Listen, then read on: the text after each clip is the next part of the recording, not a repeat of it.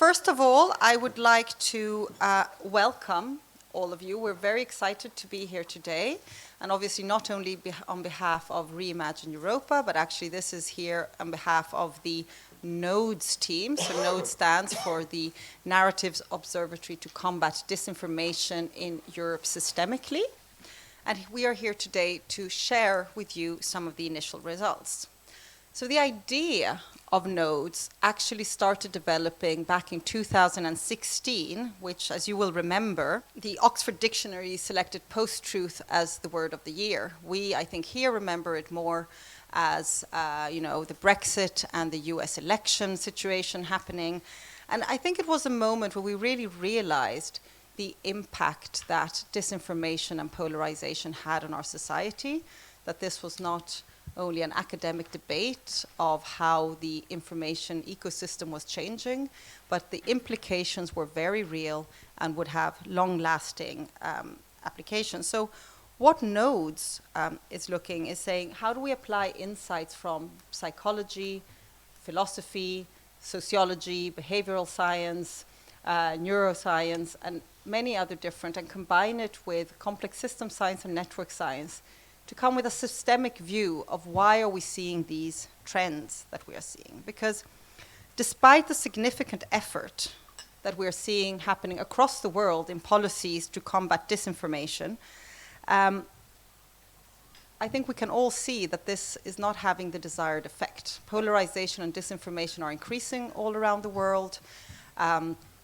We see it in everyday life, whether it is how people are dealing with the crisis of the moment, or whether it is looking at the political situation. In Europe currently we have a majority of minority governments or coalition governments, small majority governments, and that's making it very unsustainable to actually make any decisions.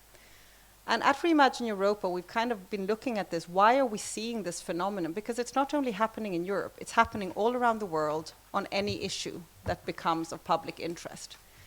And we have developed this concept of a cycle of distrust. Now, I won't go into detail because you're not here today to listen to me. You're here to listen to our brilliant scientists. But the key point is a little bit to say, like, why is it that we're focusing? I sometimes say, I feel a little bit like Don Quixote. I'm spending so much energy tilting at windmills instead of dealing with the real problems. And this is a negative cycle we've been stuck in more or less since the financial crisis. And the problem for democracy when it comes to this is that disinformation and polarization are closely linked. And it leads to political stalemate and paralysis, i.e. we don't make any changes at all. So instead of dealing with the very real problems we have, and I think there is not one topic that is more emblematic than this than climate change. We know that we need to adapt to this big challenge. We feel the challenge every day. It's soon mid-October here in Brussels, and it is uncustomarily warm. We're walking around without jackets. That is not normal. And this is something that's being felt all over the world in different places. Yet, because of how polarizing this debate is coming, and this is a little bit of a spoiler alert, because this is exactly what Andrzej and David will be showing to you later, we cannot actually make the decisions we need to do to deal with this. So this is why this is dangerous, because polarization leads to stalemate and paralysis. And it kind of moves away. Of course, diversity, and especially having a vibrant public discourse, is the strength of democracy. To some extent, we believe, and at Re-Imagine we definitely hold this to be true, that the more diverse a group of people that work together, the better the ideas that will come, because you test, you learn from each other's experiences and expertise, and you bring all of this together and you come up with a better solution. So by openly questioning ideas and exchanging with others, the ideas are tested and actually improve. So obviously, as a European motto, strength in diversity. However, when we have the situation we have today with high levels of polarization, all of that is just blocked. And we don't go anywhere. And that is why this is such a pressing question for us, and why we're so happy that all of you have come here today, not only to see some of the results that we're showcasing from what the work of the Narratives Observatory have done, but also to then look at how to go from here. What are all of your experiences when looking at these things? Do you see the same things? And how can we move away from this cycle of polarization? So this is what we are here to do today. So I'm going to stop talking now. And before giving the floor to the scientist, I'd like to introduce a couple of speakers who we also have to thank here today. So notably, Mr. Nils Torvalds, member of the European Parliament, who's hosting this event, and who has a lot of experience in working on these topics for many decades. So Nils Torvalds, the floor is yours. Thank you, Madame Dester.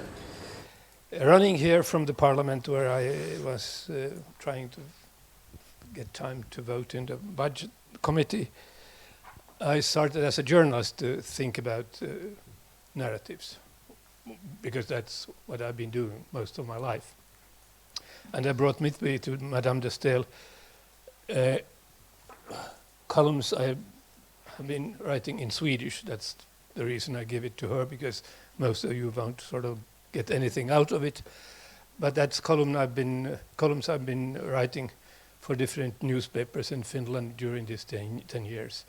And then they are systematized for the Greek crisis, COVID, whatever you find. You find all the crises of my 10 years in the Parliament here.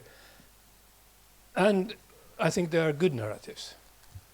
So starting from that point, I also tried to find out what's the difference? What's making a narrative a good narrative, and what's making it a bad narrative? And then I started to think of the books I read as a child, and going into the stories of different persons taking part in 19th century revolutions in the States.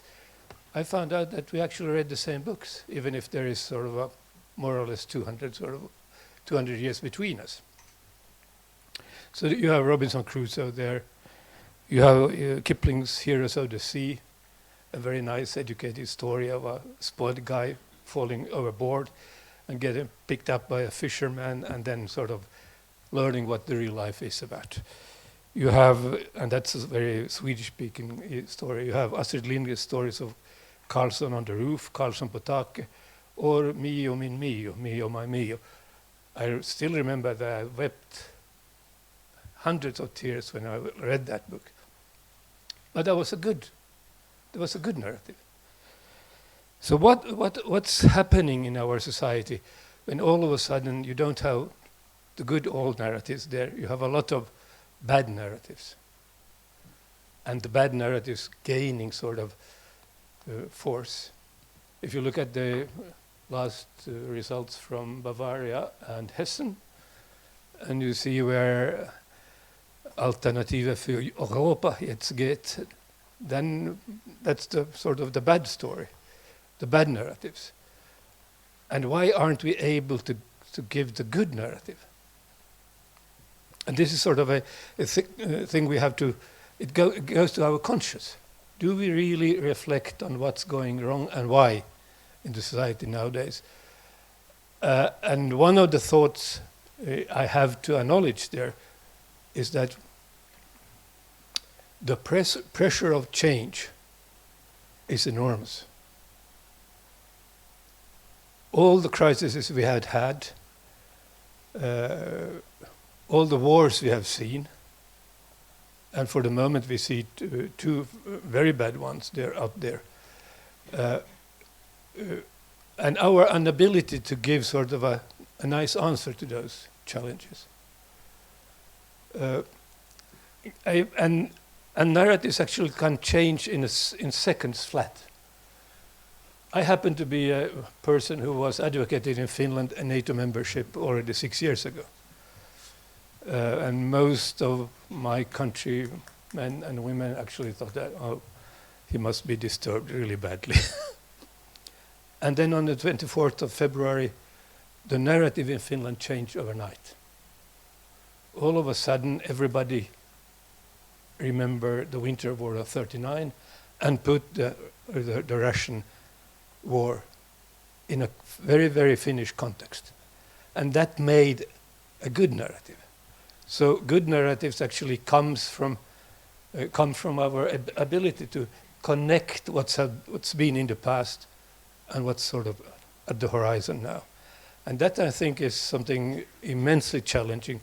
It's challenging for me as an old journalist hand, but it's more challenging for me as a member of the parliament, because if we aren't able to solve it together with our Spanish and social democratic friends, then who the hell is able to do that? So I think we have a lot of challenges, and therefore I'm really excited to listen to the first results coming out from here, because I could learn something from this, and that's always good.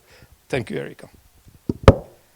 Thank you very much, Neil. So we do hope that everyone here will come back and out of this meeting saying this was really interesting and this is something different and something new.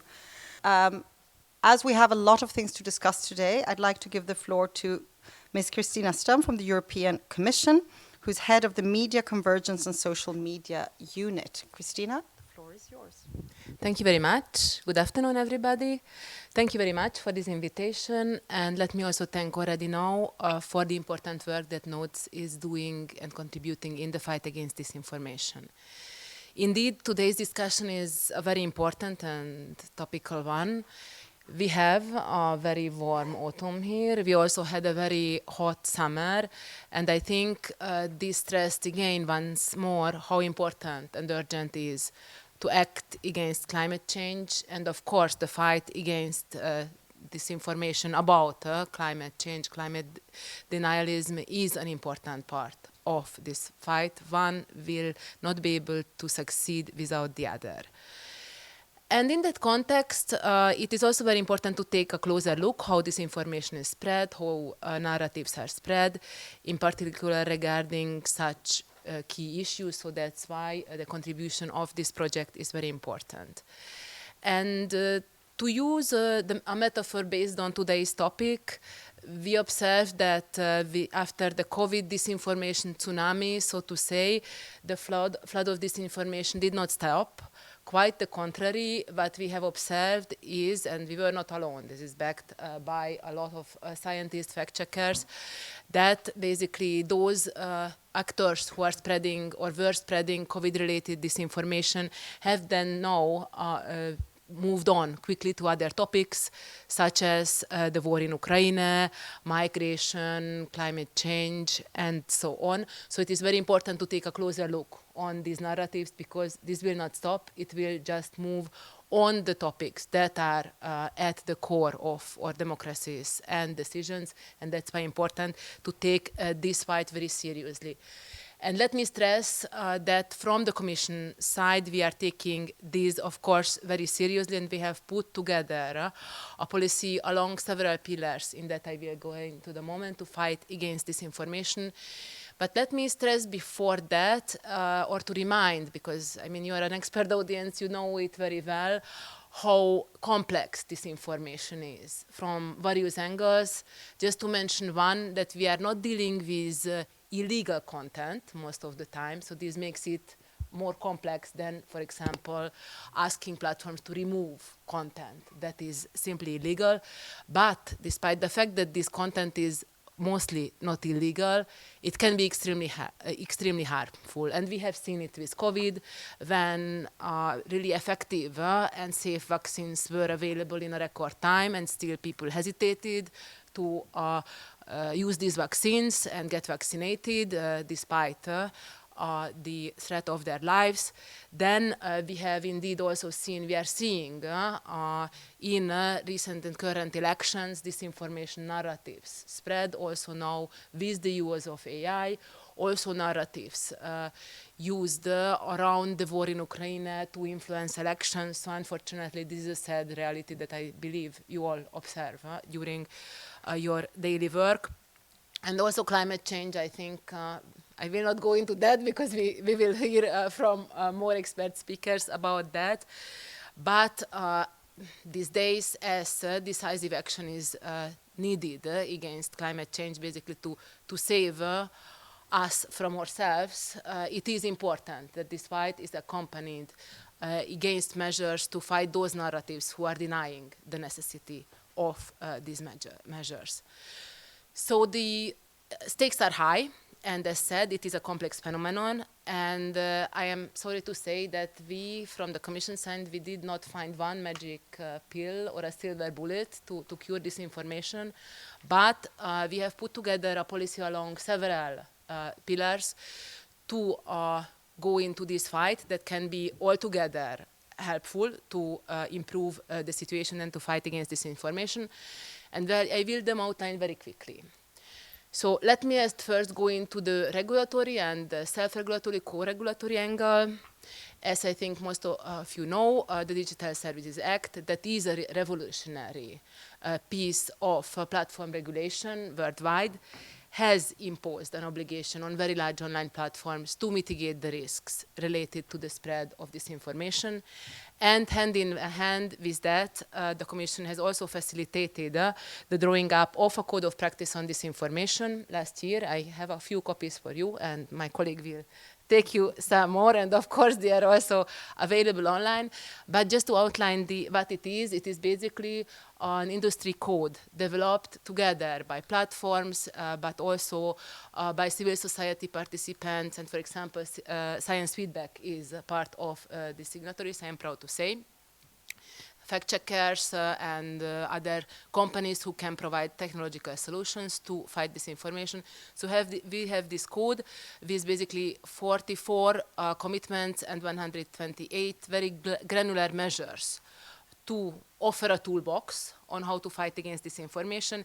This includes, for example, the demonetization of disinformation, so to make sure that the purveyors of disinformation cannot reap financial benefits from it, also prohibiting manipulative behavior on online platforms, expand fact-checking, to have more transparency of political advertising, and also promoting research and access to platforms' data to have more transparency. So we have already the first reports under the code. They are available online. I believe that it is an unprecedented insight into what platforms are doing to fight disinformation. I think we see good first steps. At the same time, we also see that still more needs to be done. So the work has certainly not stopped. There is still a lot of work ahead.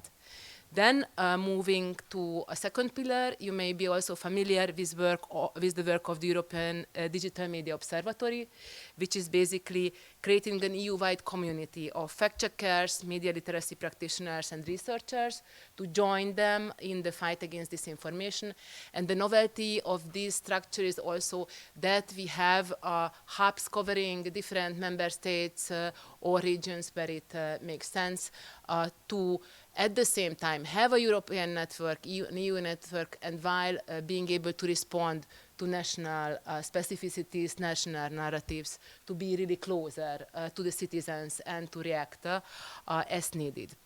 Then also the European Commission, through several research programs, notably Horizon, is also supporting the development of technological solutions to fight against disinformation. An example is, for example, how can be technology, AI, used to fight disinformation. So not just to create, but also to identify, for example, disinformation. And last but not least, we have, with the generous support of the European Parliament, for that I really would like to thank also from the Commission side, also pilot projects and preparatory actions that are supporting very important projects as yours to also contribute to the fight against disinformation, and we value the contribution of these as very important insight. So I believe with that, while again there is so far no magic pill found from our side, but if you find it, please let us know. We will be happy to hear. I think with all these elements together, we have a good recipe to fight disinformation, but we need all actors. So this approach is also important because in view of the complexity, this cannot be solved by one actor alone. It cannot be a national regulator. It cannot be the European institutions alone. It cannot be fact checkers alone. It cannot be platforms or civil society alone or researcher alone solving this. We need to join the forces of all that, and I think the project that you are having is such an important element in that. So thank you so much. I'm very much looking forward to this afternoon's discussion. Thanks a lot. Thank you very much. And we do hope that nodes can be an element of the toolbox of tools that the European institutions are developing to combat disinformation. So I'm looking at, okay, we're ready to hear the message from the Vice President. Dear ladies and gentlemen, first and foremost, thank you for the invitation. Unfortunately, I cannot be with you in person. Urgent obligations keep me in Austria. Still, I want to use this opportunity for a video message. As the first Vice President of the European Parliament, also responsible for information policy, communication and press, I am pleased that the first results of the NOTES project, the Narratives Observatory combating disinformation in Europe systemically, are presented here today. The upcoming European elections are a key moment for our liberal parliamentary democracy. They provide an important opportunity to reflect on the state of our union, of our democracy, and of social cohesion. The subject of your study is the central issue of our time, climate change. The situation is becoming increasingly urgent, as this summer has shown. But instead of uniting us, discussions about climate change are increasingly polarized and overshadowed by disinformation, false information, and foreign interference. These developments are not only a poison for our liberal parliamentary democracy, they are also a threat to our common future. And therefore, it is particular concern of the European Parliament to fight back. Traditional methods are no longer sufficient. We need new approaches to protect our democracy and to increase trust. That is why we very much welcome your contribution with this pilot project. And I would like to express my support for your groundbreaking work. Notes innovatively and comprehensively scanned the narratives that shape our perceptions. And its findings are both profound and essential. I am strongly convinced the future of our liberal democracy and our union depend on our ability to understand and counter disruptive narratives. In this spirit, thank you for your important contribution and much success for your future work. All the best. Well, with that, I think we've set the bar very high and the expectations very high on what we are to show. So now, without further ado, I am passing over the floor to the scientists who are the people who are the key people here today. So this is going to be a joint effort from Professor Andrzej Nowak, who's Chief Narrative Scientist at Re-Imagine Europa, and Professor David Chavalarias, who's Research Director at the CNRS and Director of the Complex Systems Institute of Paris, IDF. So Andrzej and David, the floor is yours. Thank you. So we are facing two challenges simultaneously. First of all, climate change is real. Okay. So we are facing two challenges simultaneously. Climate change is real. In September, we have passed a 1.5 centigrade threshold of monthly temperature anomaly, which used to be our goal that they were trying not to cross. It's only monthly, but there are projections that it may be also annual. But on the other hand, there is a backlash against the climate change moderation measure. It's growing. People realize how expensive and difficult it would be to effectively combat climate change, and people just do not want to to bear the cost. So our mission is to understand how the knowledge is shared in the public sphere in the age of social media. Also, to discover the main narratives organizing the public debate in it indicated selected areas, and also, very importantly, to help to reduce social polarization and restore reliability of information. As Erika mentioned, polarization and disinformation are strongly linked. In a polarized debate, it's easier for disinformation to spread.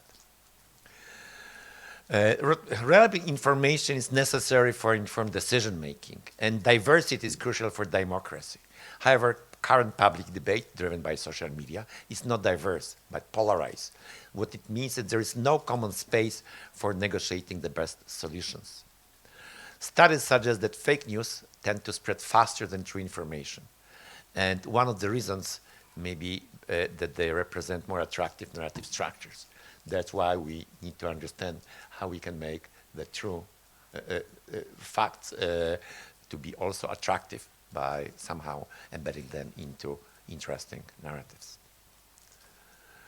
Why narratives? Well, narratives are really the cognitive representation of the rule explaining how the social world works. Narrative plausibility is a main criterion of accepting or rejecting new information. People rarely check facts to decide whether they trust something or not. Usually, I mean, they base it they base their judgments on already adopted narratives. It is true because it's just another example of how things are, or it must be false because things like that do not happen.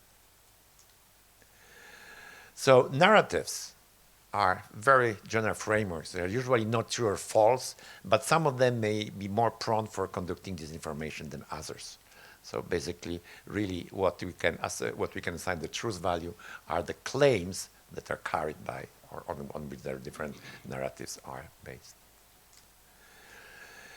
Narrative approach may be essential in combating disinformation. And really, narrative analysis is not about telling people that they are wrong. It is about finding means of dialogue to make true information acceptable and understandable. This is why debunking is very important. It's not sufficient. We need effective ways to counteract disinformation through narratives. Narratives set the main divisions and they define communities in the climate debates. So first of all, narratives create different divisions, leading to polarization between different communities. Some claims are accepted just because they're the claims of our side. Some others are rejected because they're their claims.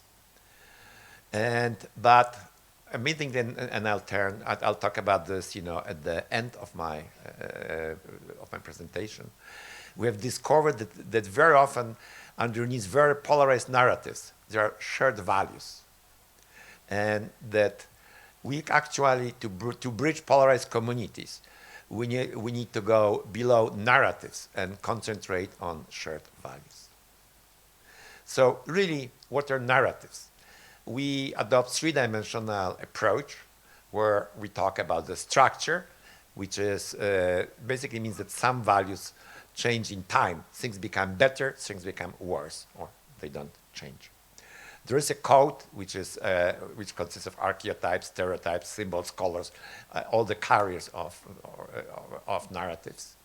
And also there are narrative communities that share values and stories. So the first dimension, you can see that the arrows indicate how the value changes in time. I mean, the first one is degradation, things are just getting worse. Second one is crisis. I mean, things are getting worse, but then, I mean, there is a solution, things start getting better. Decline and fall. The world used to be getting better but now it's getting worse. Progress. I mean, we observe continuous progress, things are getting better and better, and balance, really, there may be small fluctuation, but there's no real change. I'll discuss how this different narrative structures really are characteristic of specific climate narratives. Codes. I mean, codes are basically all the symbols that archetypes and attributes of narratives. You can see here that how in different narratives the same symbol, basically human hands, are shown. They are shown in a very different way. So we have one of the narratives, we can overcome the crisis and use it as an opportunity to grow, the top one. And you can see that really the hands are strong, they're in control, and basically they're also the symbol of technology, optimism, right? And kind of, well, we can do it. In a narrative that we called rebellion against greed, you may see that hand is a symbol of anger, right? It's shown in a very different way. And finally, in the narrative that we need to act together, hand is a symbol of caring, cooperation, diversity, and empathy.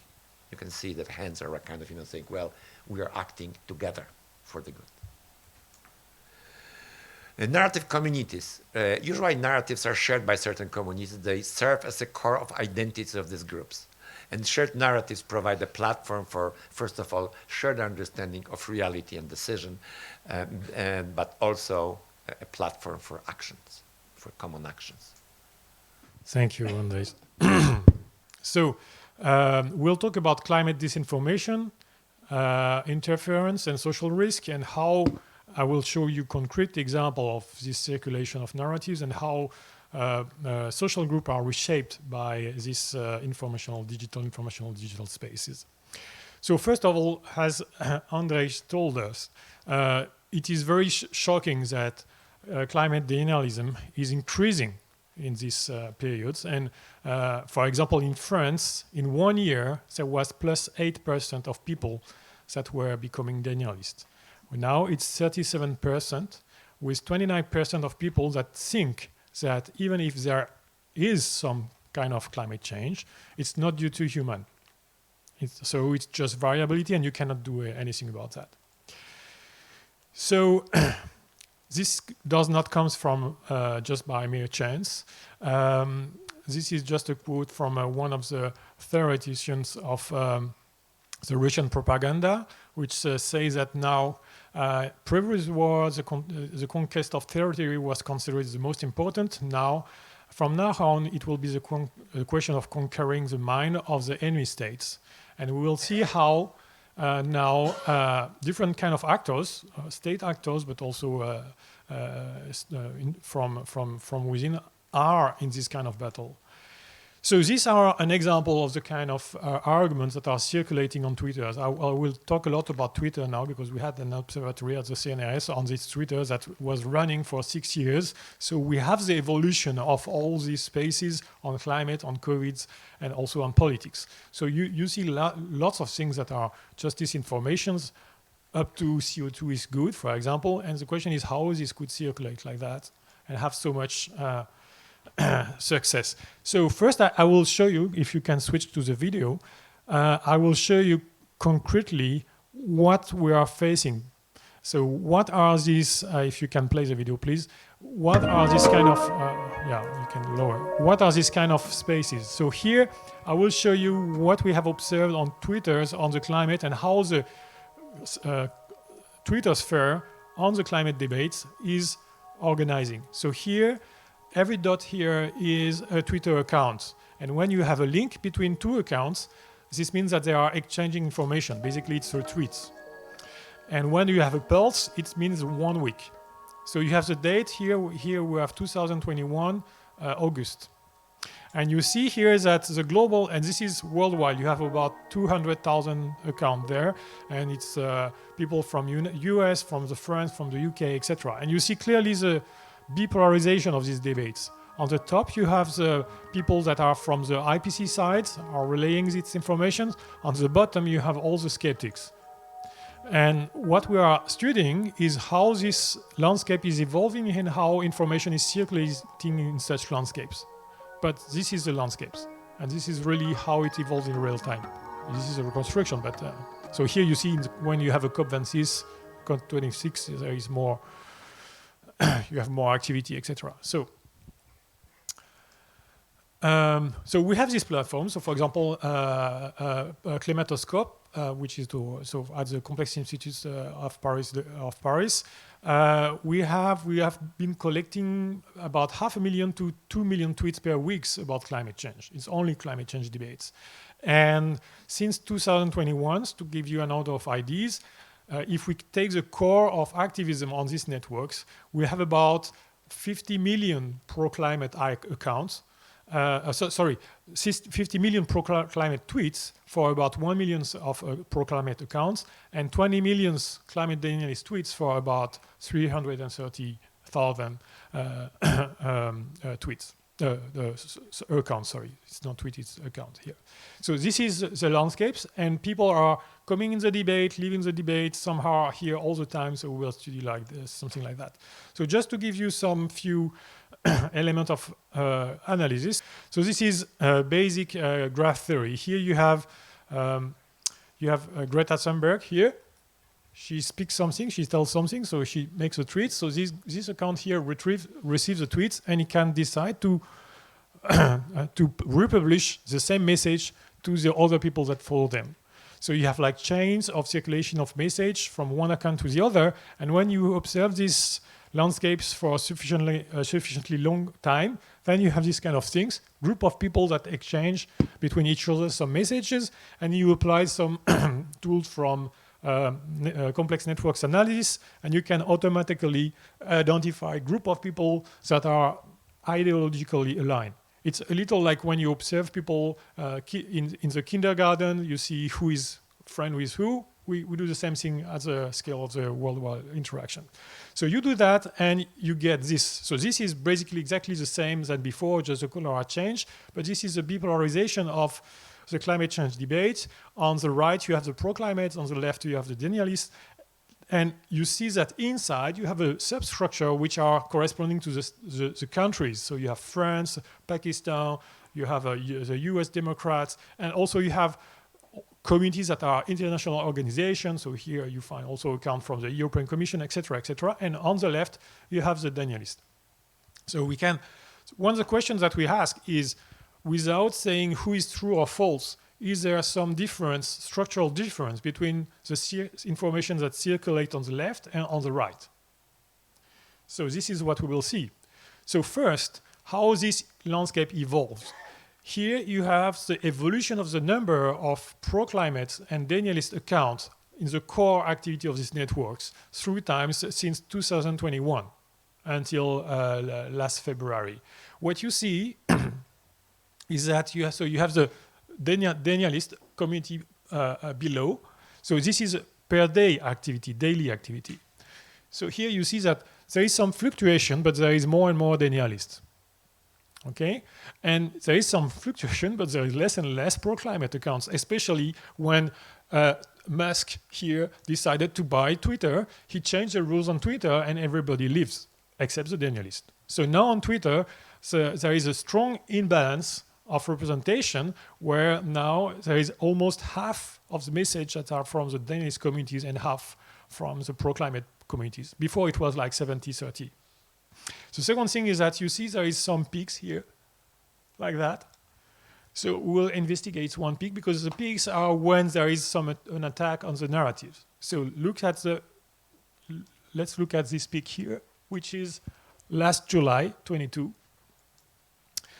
So first, if you zoom in France, you see that the number of denialist accounts is increasingly growing around this July 22. Here, this is in yellow here. You have the number of accounts that are denialist. And you see that before July 22, there was like seasonal variation, because it was following the season and the hot summer. So the media were talking about climate, and then the denialists were coming in saying that this is all bullshit. But there is an anomaly in summer 2022. First, the denialists, were much more numerous than all the other communities. So they go on top of that. And more, after the summer, they don't go down. Actually, they stay at very high level. So let's see what happened in this July 22. Actually, it was on July 19. It was a very big heat wave over Europe with, for example, Greta Thunberg that was reminding all the record of heats that were hitting the globe and Europe. And this is exactly the moment where the denialists choose to send another counter-narrative. So the next day, there was this. So this was CNN Expo. This was this is a video here from Project Verita, which is an alt-right group from America. And so they was diffusing this video. It was supposed to be a CNN technical directors that was saying that before the government were using COVID to control the population, and now, because the COVID is fading away, it will be climate. Okay? So what is amazing is that this video, it surfaced really on 20 July 22, but actually it was existing before at very low level. But on July 22, what's happened is that you have like 50,000 accounts that at the same time, the same day, posted this kind of video saying that, look, your government are lying to you. This is what they say when they don't know that they are filmed, because this was supposed to be like hidden camera, okay? So this was this peak here. This is a number of tweets talking about this video. So you have nothing here, and suddenly you have like 30,000 tweets the same day. The thing is that when you analyze who posted this tweet, because we're recording everything, and we could analyze the creation dates of this account. So these are the creation dates of the accounts that were diffusing this video. So here you see something that is strange. In April, there was like a bunch of all these accounts that were created the same week. This means that these are bots or fake accounts that are created on purpose to push some narratives. So this means that this narrative, actually, it was artificially pushed that day by thousands of accounts to influence the algorithm of tweeters and to influence the population, so that they say that now it will be the question of the climate. And actually, this is the way it is phrased. It is very interesting, because this is the same thing about with the alt-right things and also with the Russian things, is that they use projection. They are accusing you to do what they are preparing to do, because they are actually doing this. Now that they could not use anymore the COVID things, so they switch to the climate. And they accuse you to do that, because after they did it actually. So for example, if you look where in these landscapes, these accounts that promote this video were, you have this. So this was the early video, the first to push the video. So they were really localized in this denialist area, of course, without any surprise. And if you look at all this, then you see that there is really lot of activities. So this is the 2 days only of tweets about this video. And you have here some blue, because it's other sides, they try to defend themselves saying that this is bullshit. But so this means that you have some actors that have the capacity to act on informational space and manipulate the platform's algorithm, so that this video will go to the Twitter trends and be recommended to everybody. And this is a way to seed the narratives. So we are working with people at ESA, and especially Ioannis here, to try to detect when there is a change in the informational space, something that is not normal and that we should investigate more deeply. But also what we see is that if you look at the proportion of likely bots accounts in this denialist community, you have the curves here in orange, and you see that from last February, so from February 22, so the dates where the Ukraine war, there was an invasion of Ukraine, then you have since then you have a constant augmentation of the bots on these climate denialist communities. Also, what you see is that if you look at the very first tweets that were talking about this Project Veritas things, the very first was not in July. They were January 1st. So it was 7 months before. And there was very low level here. So this is a log-log scale. So this means that here you have 2, 3, 4, 5 messages for 6 months about this CNN things. So actually there was like seeding things that there will be like a revelation, something like that. So that when they launched this on July, they could say people were knowing this for months, but they were hidden this to you. But look, I was the first to say on January 1st that it will become. And what is interesting is it is not only Project Veritas in English, it's also in French. This guy here, he's a guy in French. Actually, it's a French account. This French account has been suspended by Twitter before Musk. So after that, he could not. But there is another account that came to fill the gap. This account here is really one of the main influencers of this summer 2022 in France. This is a fake profile picture. Look at how he describes himself. He says climate science research, climate realist analyst ignores the geographical climate. And if you look at how is it connected, because we have all the global landscape, so we can find the second neighbor of this account. So this account is here, and he bridges the US informational sphere and also all the English-speaking denialists with the French informational sphere, which is mostly here far right in France. And so he translates the things, etc., etc., and he spends all these days, all these day on that with some technical things. But more puzzling, if you look at all the posts of this strange account, you see this. So this is since 2018. So from 2021. From 2021, this is the number of messages he were talking about vaccines in an anti-vax way. This is the way he was talking about climate change. This is the attack against the JEC, IPCC, and this is the propaganda of Russia. Propaganda means that there is some biolab. They should defend against NATO, etc., etc.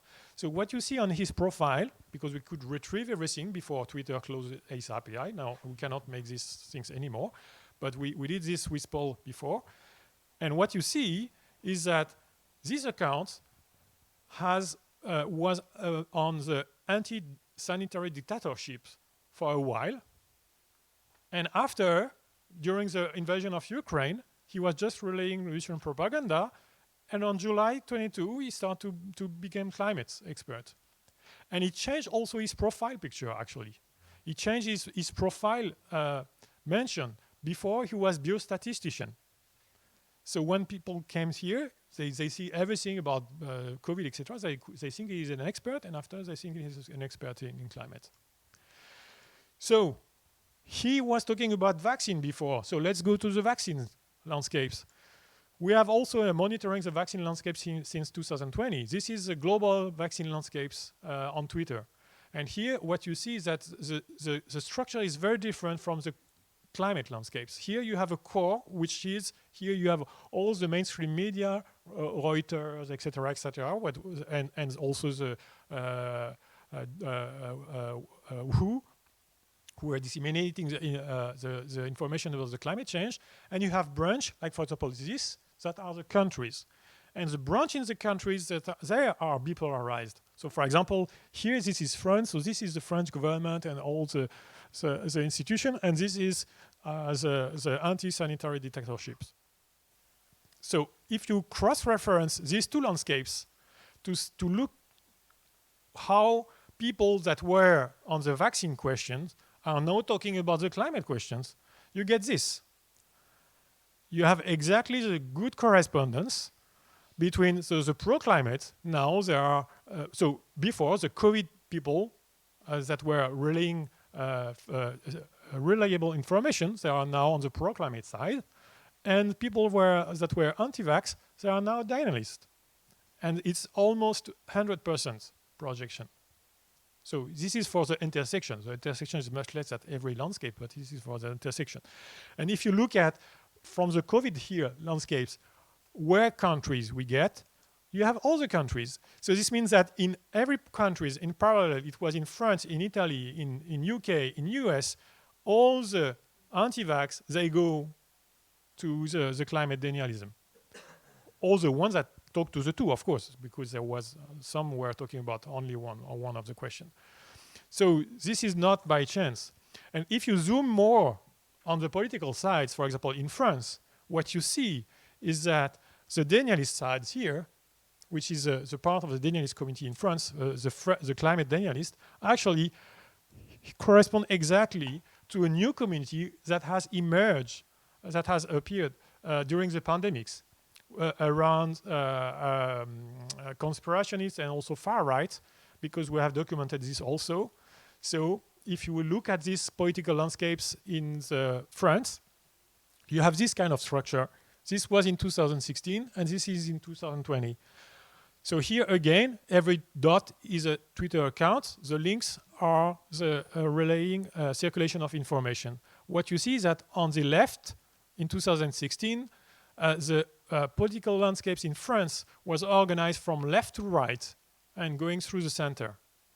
Okay, and so you have on the left you have France Insoumise, which are extreme left, and after you have socialist parties and Les Républicains, and then Front National. In 22, there are new communities that were there. So first, some parties were very weak. For example, here, Parti Socialiste and also Les Républicains, they are very weak, and actually they did combine less than 7% at the presidential election, so they were just dead. Okay. But also, you have these new communities here, which is exactly the people that were against the vaccination. They make a very big community online, and they become one of the main communities, political communities on Twitter. Not on the pool, of course, but on Twitter. And if you look at the evolution, so all this is described in this book, Toxic Data, where I describe all these things. But if you look at the evolution through 5 years of the French politics, so here, every tube here, every stream is a political party, and the width is the number of people that are inside these digital communities. So, and the color here, you have the darker, the more extreme. So what you see is that in 2017 here, you have more light colors. So it means that the landscapes were more moderate, with of course some extreme party here, but it was more moderate. And at the end in 2022, then it has all slides to more extreme landscapes. But moreover, what you see here is that this community here is precisely the anti-vax community. And when you look at, it has emerged around here, and he has been emerged exactly the same day where the vaccine has been announced as effective.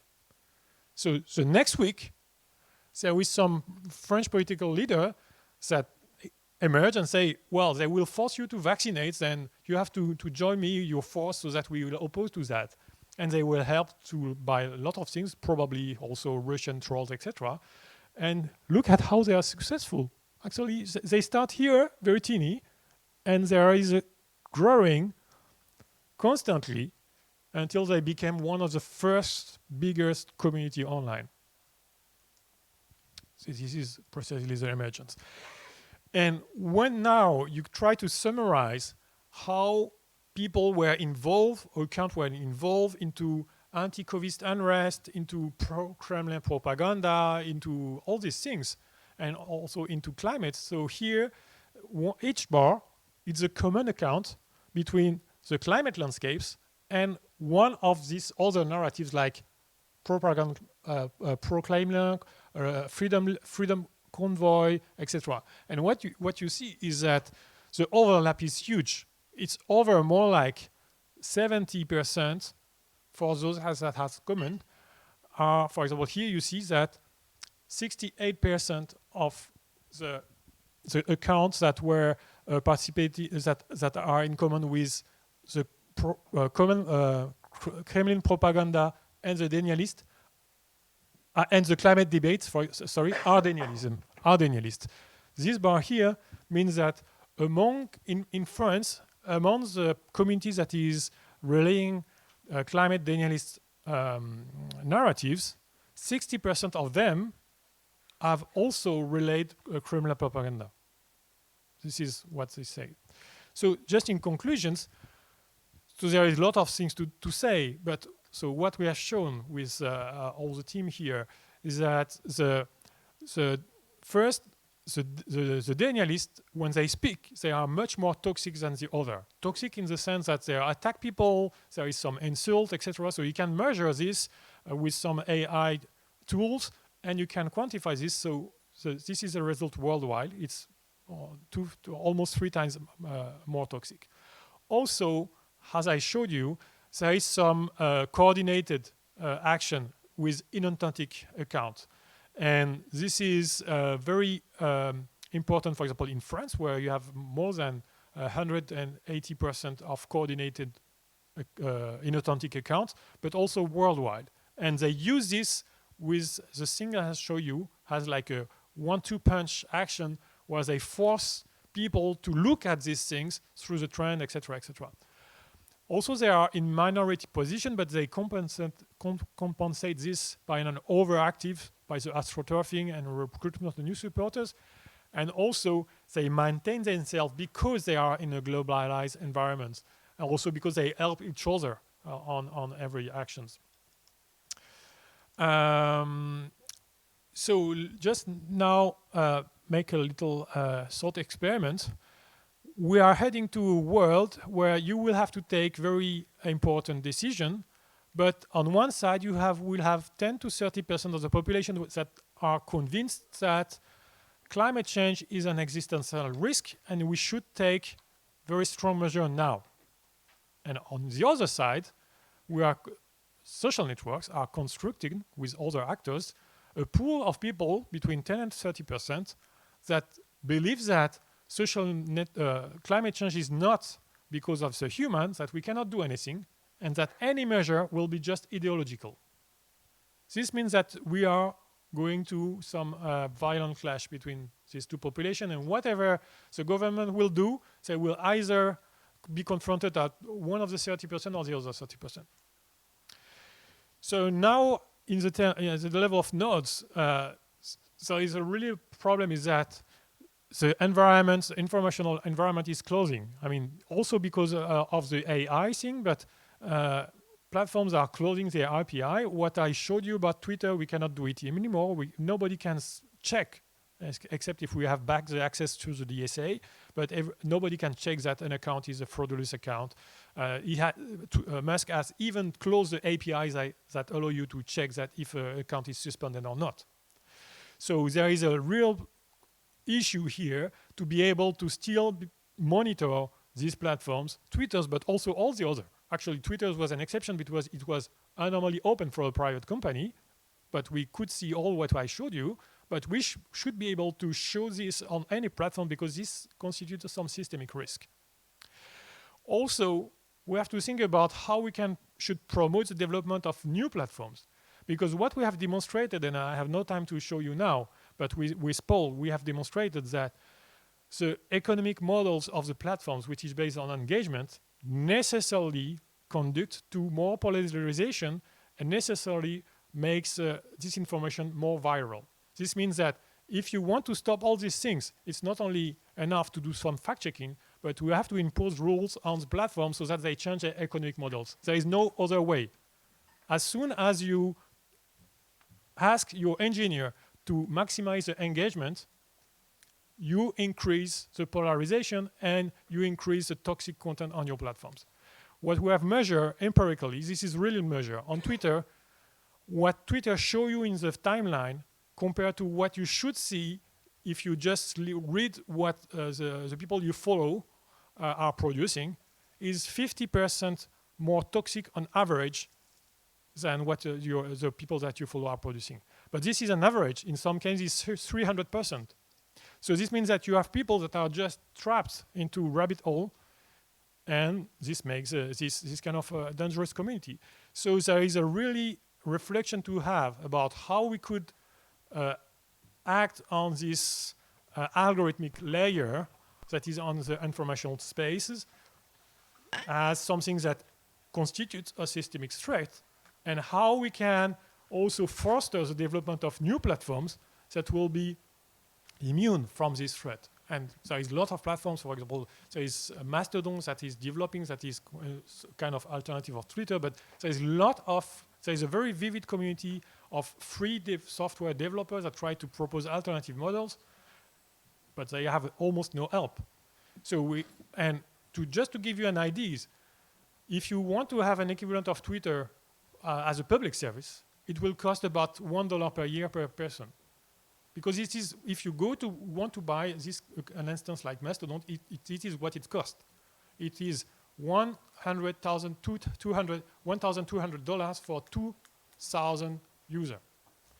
So this is a very minimum cost compared to the cost of this disinformation and all ways that we lose with the vaccination and the disinformation, etc. So we should really reflect about having some public good spaces that are either developed by the states or encouraged by the states, so that we can free from all these traps.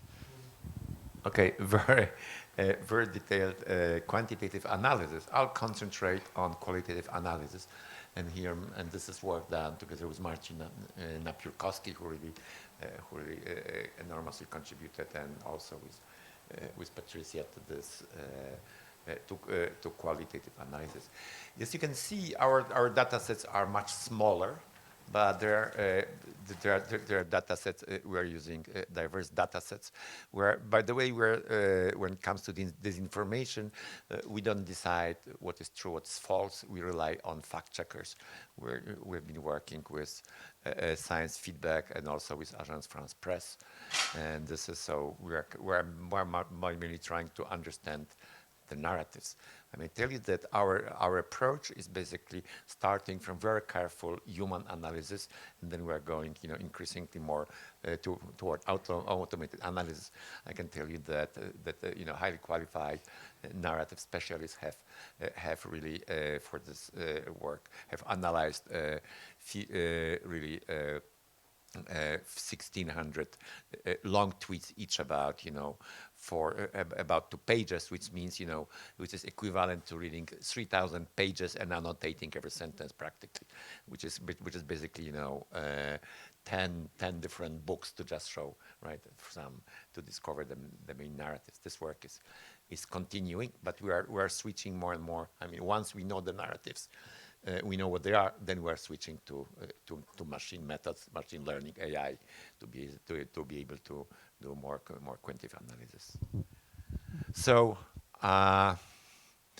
what are the main highlights? I mean, we can see that we have discovered that really there are not two just main narratives, which is pro-climate and climate skeptic, but we have discovered actually 3 climate skeptic or denialist narratives.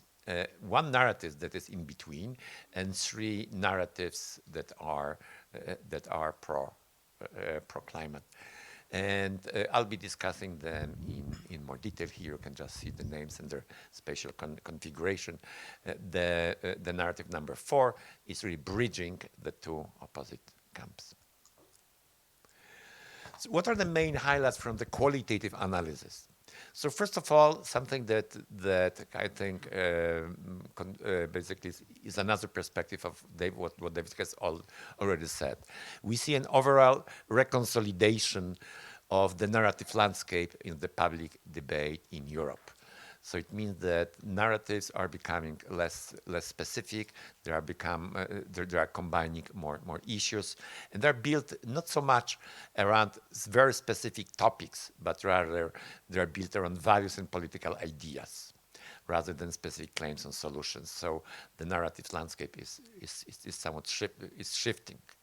The new narratives are trans-topic. They connect climate, pandemics, energy, food system, and many other domains. And I think David has shown some examples of this. We see the same thing in the content of narratives, and you will see when I'm presenting them.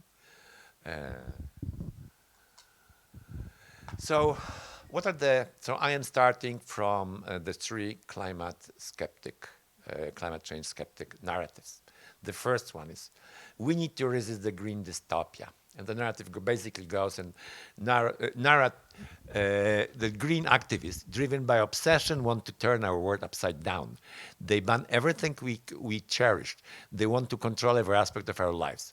They are ready to break every cultural taboo. We must resist the green dystopia, break free from the tyranny of the madmen, and take back the control of our lives. If you look at the structure, this is basically disruption of stability, right? Things were good, and now they're rapidly declining.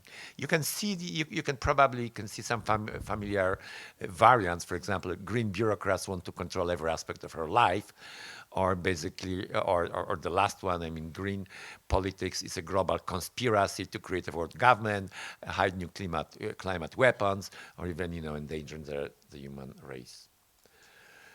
You can see here there's a so-called mood board that very important carrier of narratives are images, and you can see there are different types of of typical images that go with this narrative.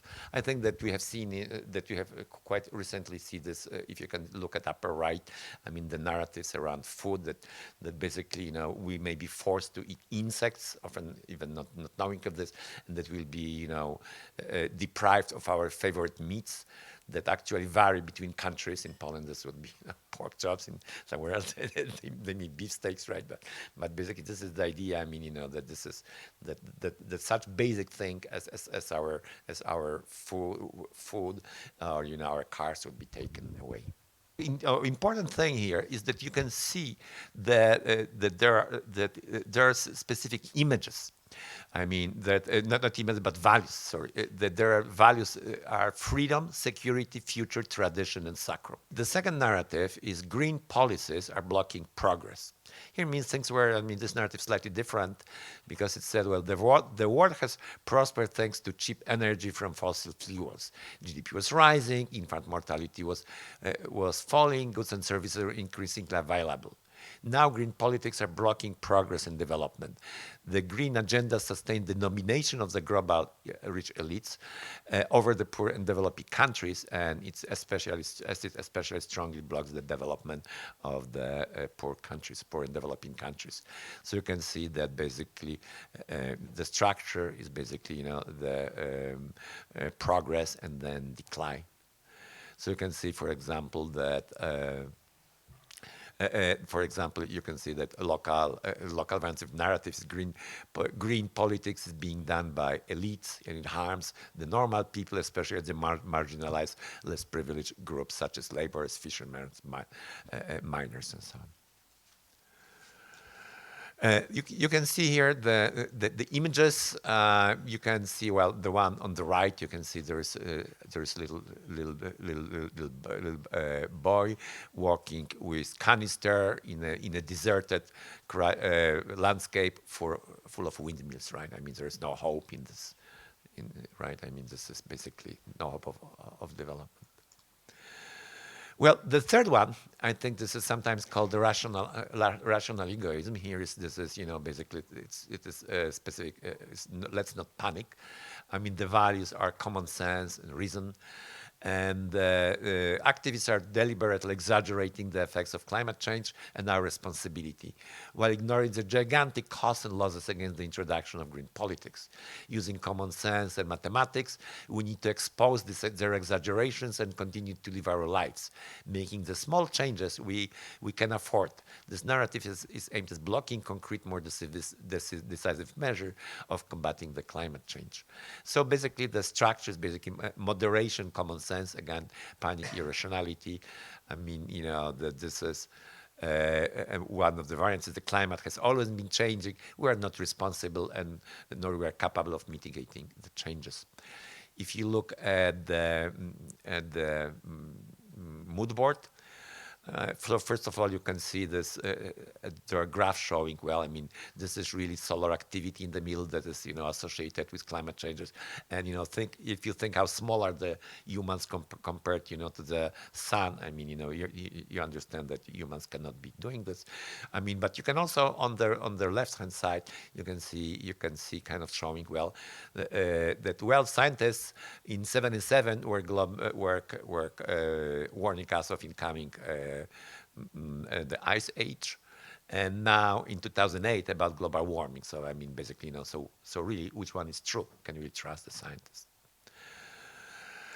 Then the values are basically common sense and reason.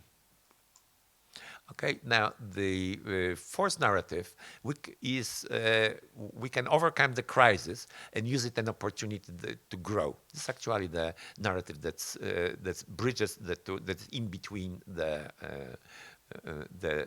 two different sides of the debate.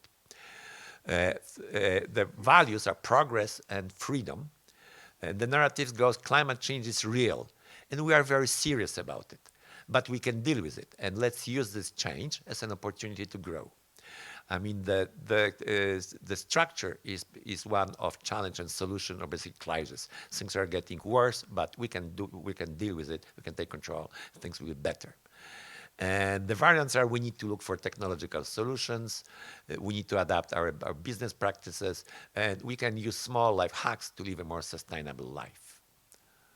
If you look at the mood board, I mean, there are different themes. The upper left, on the upper left shows the images of systemic approach, right? You can see many elements that work together toward the solution. On the right, you can see the positive view of technology.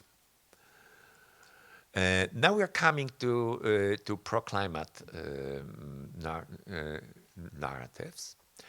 And narrative number 5, the apocalypse is coming. And the values are security, future, nutrition, tradition, nature, tradition. And the narrative is our world is going to end soon. The sign of apocalypse are already everywhere. And the structure is radical disruptions. So saying basically kind of, things were normal, now we are heading toward catastrophe. And one of the variants is climate change is already disrupting our life by small changes and new dangers. If you look at the mood board, I mean, this is what is typical. Is first of all, you can see graph showing how rapid is the temperature change. Then you can see basically how catastrophic events. What is very specific is contrast between, I would say, the blue, green, and positive world as in which we are living and our future, which is our kind of burnt sienna, right? I mean, this is the word of destruction, of heat and destruction. So the next one is rebellions against greed. And values are equality, change, courage, nature, moderation, will also mean degrowth. And the narrative goes, the climate change is real and very serious. It is caused by the minority of the ultra-rich and the multinational companies. Greed destroys every aspect of our life. Small changes do not work. In order to survive, we need to organize and revolt to change the system radically. And you can see that this is, again, that structure is challenge and solution. And, and variants are, we need to move from greed to degrowth. And also characteristic of the critique of greenwashing. So, which moves me to the mood board, which you see. This is, you can see the images, for example, of rebellion, basically, right? I mean, this is okay. So, narrative number 7 is we need to act together. And values are hope, agency, change, even small changes, community, solidarity. And the narratives, climate change may be moderated by bottom-up action. Every small action counts. We need to do something, and we need to start now. If we unite and act together, we can build a better world step by step. Again, this is this kind of challenge, decline, but possibly progress. And the variants are no one is too small to make a change. Every action is a step on a long road. If you look at the images, there are images of empathy, cooperation, community, optimism, solidarity. I mean, people joining hands, people together, right? I mean, hope and so on. Well, So we are, as I mentioned, we are working on a system to map this narrative automatically and need to go to move to qualitative analysis.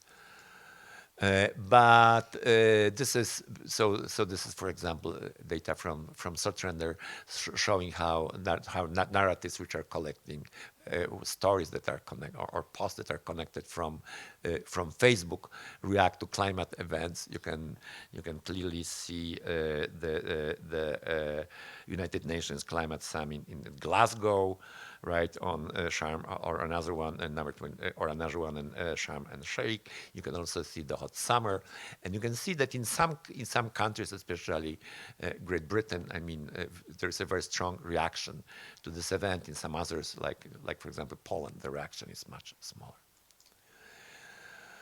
But we also analyze, and this is the work of the group led by Professor Caldarelli, the semantic space of narrative.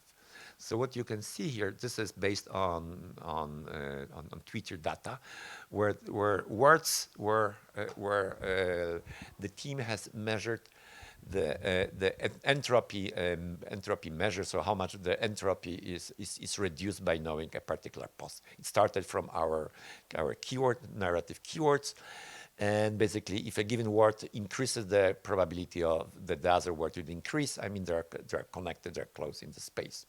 What is interesting here is that you can see that we can see in the space, which is objective. This just based on co-occurrence of the words. We can see that the way they connect, they center around or basically they map our specific narrative. These are colors of our narratives. And you can see, for example, that here are extreme events. Here are also extreme events. Here are, for example, these are the names of hurricanes, right? So you can see that here we can, for example, see narrative, which is so this would be the narrative, basically number 5 for the apocalypse is coming. Here you can have bottom-up activities, which, for example, corresponds to the narrative number 7. Here you have science-based solutions, consumer practices, and green energy, which correspond to narrative number 4. So basically, narratives and disinformation. Well, I have mentioned this before. That really, I mean that the depolarization. So now I want to switch from describing narratives to how we can use our knowledge of narratives to depolarize the discussion on climate. That depolarization does not mean negotiating the truth or finding the middle ground everywhere. Evidence-based approach does reveal an asymmetry between trust and false claims, and we expect to see disproportion of this in different narratives. So we are continuing the research to learn more about the connection between narratives and disinformation, but we already see some direction of actions. So first of all, the crucial notion here is the one of narrative bridges.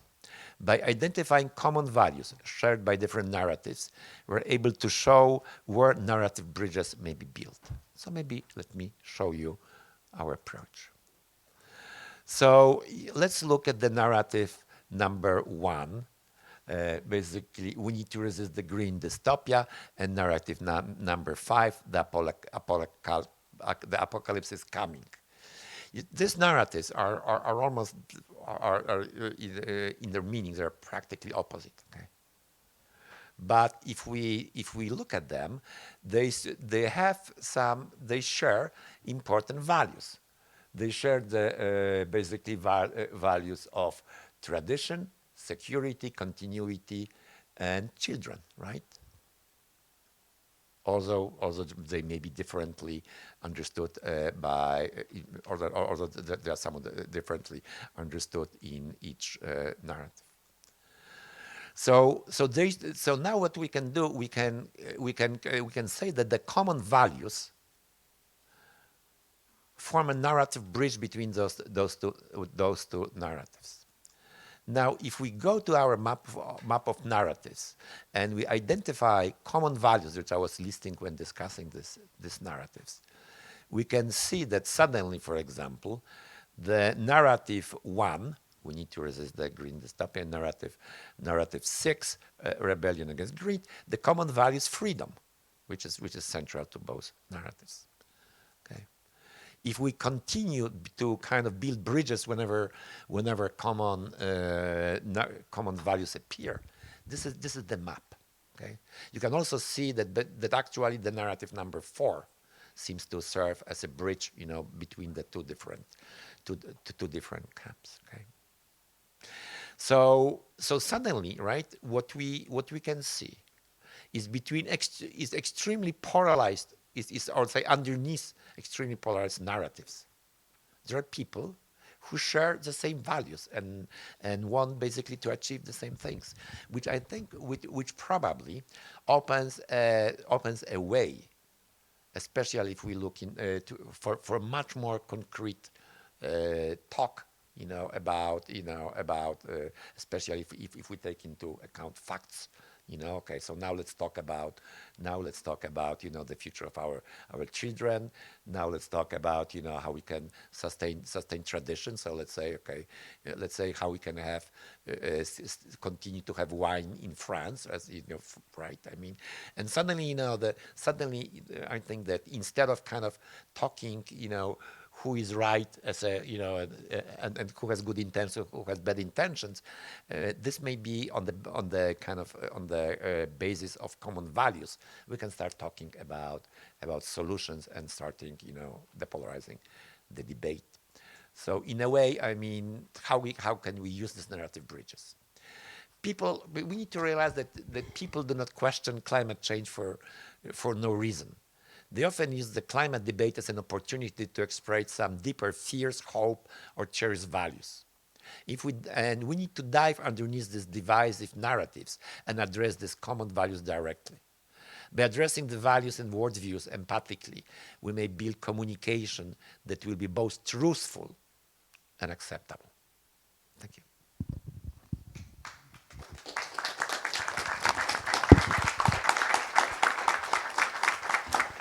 Well, thank you very much both to Andrzej and to David.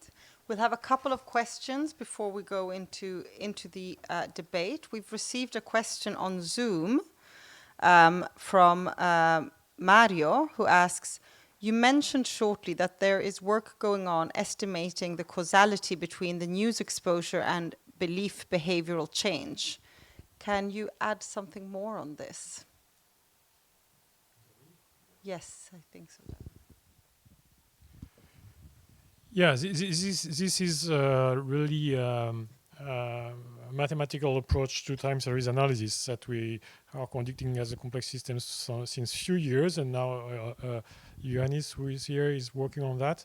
So the question is to understand all the question about agenda settings, so which committee could influence which other, and also at a higher level to try to detect when there is something, when there is some sort of a causality in a social, informational sphere. So, because at this moment, this means that there is some part of the system that is trying to influence the other parts. But this is still ongoing research. Well, thank you very much. I am aware of time, and I'm aware also that for the people following us online, that the time, we're over time actually there. So unless there are any more questions, what I will do is we will say goodbye to you, and we will follow up with comments. And we will now move over to the debate section, because I think what we have seen, this is obviously, as Vice President Cara said in the beginning, this is one of the most pressing questions of our time. And this polarization that we're seeing is becoming weaponized. These narratives are becoming weaponized and used to block any movement forward. So I think the core question here is, where do we go from here? How do we take insights into this? And I know at Re-Imagine Europa, we've been using these techniques for many years in trying to build bridges and shifting the debate. And I mean, this is not a new technique. This is a technique that Nelson Mandela used in his time to bridge and start a conversation with the Afrikaners. And he used that one of the most important things was really try and understand the other side. Why are they scared, or what are the fears and concerns? instead of trying to convince somebody of your perspectives, try to understand and then build a conversation that they can actually listen to and that they can hear. And I think what's so fascinating with these maps, these narratives maps that you see, is that it creates a kind of value neutral translation mode to say, how do I speak to somebody? We're all somewhere there, because that is, I think, one of the core perspectives that we say is that we cannot understand facts without the narratives. We all use various narratives and things to understand these facts. So we're all somewhere along there, and I think we can all recognize not only ourselves, but also other people. We can clearly slot in various positions and groups and arguments. The question, I think, which is interesting, is really to go beyond that. Because what you said, Andrzej, which I think is very relevant here, is that, and I think this echoes also with the vaccine debate that we briefly saw some ideas on, and that we're going to present more work about that in a couple of months' time. But that is a lot of disinformation and, arguments around or not believing in the vaccines had very little to do with vaccines. And I think it's the same with climate change. A lot of climate denialism doesn't really have to do with climate change. It doesn't have to do with the science. It has to do with the values, the choices, the lifestyle. And what I think is interesting with these bridges that you're showing is to say, how can we create a communication that, instead of pushing us towards this more polarized debate that seems a bit inevitable. I felt the graph that you were showing, David, with the pulsing, where you just saw how the debate was getting more and more polarized month after month, was a scary vision. And I think we can all recognize that this is something that is happening everywhere in most topics. So how can we build on that to shift the dialogue away from these highly polarizing, highly contrasting debates? And we all know them. We've all been in these conversations where you sit with somebody and you say, I cannot deal with this. During the COVID pandemic, that was the one thing. If you had somebody from the other camp in the same dinner table, you're like, okay, we just veto any talking about COVID. That was the first thing you did at any dinner. No talking about it. We talk about something else. And this is not very useful. So what are those values, and how can we shift the debate around climate change? Because the reality is, we don't really have the time to be tilting at windmills when it comes to many of these changes. The question is, how do we find commonalities and build maybe new narratives or shift the perspectives to move towards solutions? If Nelson Mandela could do it in South Africa, we can hope that we have a chance to do it around climate change. So I now want to give the floor, I'm going to stop talking, that's me, to Anthony Gooch, who is going to be chairing and moderating this expert session. So just for everyone here, just so you know a bit of things, we are not streaming anymore. Can we confirm that we're not streaming anymore? Oh, we're closing in 1 minute, so we are streaming. But thank you very much, everyone following from home or from the office.